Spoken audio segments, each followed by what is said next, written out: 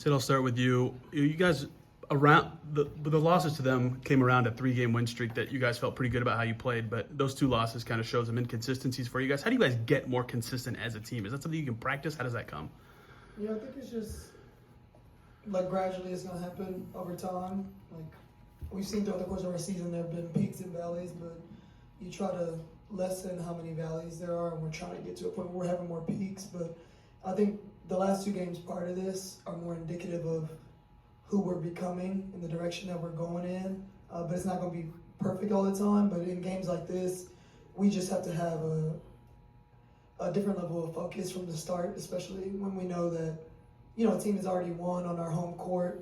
It's like you got to lock in, whether it's fatigue, you're tired, not as focused. Like we just got to check ourselves and one another and make sure that we're really honed in on what we're supposed to be doing so that we can start putting full 40s together. Natasha, a couple of these close losses the last few weeks. Have you noticed any themes late in these games that is something you guys need to correct to get over the hump in these clutch time ones? Absolutely. Keeping them on the free throw line. And just taking care of the ball at the end of the stretch. That's the main thing that we've been talking about over and over again. Totally the clock. Natasha, at the end of the game, you had chances. Does it feel like this one got away a little bit, that you still could have survived this and pulled it off and felt a little better about the night? I wouldn't say it got away from us. Yeah, we had opportunities to win this game, but at the end of the day, we just got to stay consistent. That's the main thing: stay consistent and just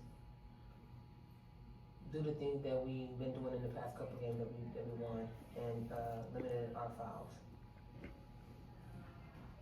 For either of you, the past 2 games you held, the length in the Aces under 60 points, and then today obviously it was 89. Just what was different defensively, or what did the Sparks do well? We fouled too much, for one.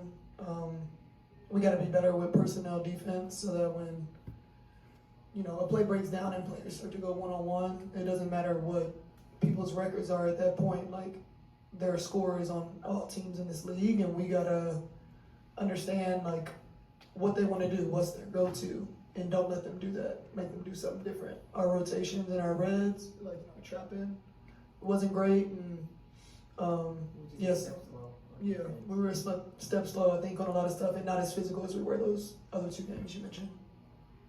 Tasha, in that fourth, they shot it well going into that fourth quarter, but in the fourth, all but one of their field goals was inside the paint.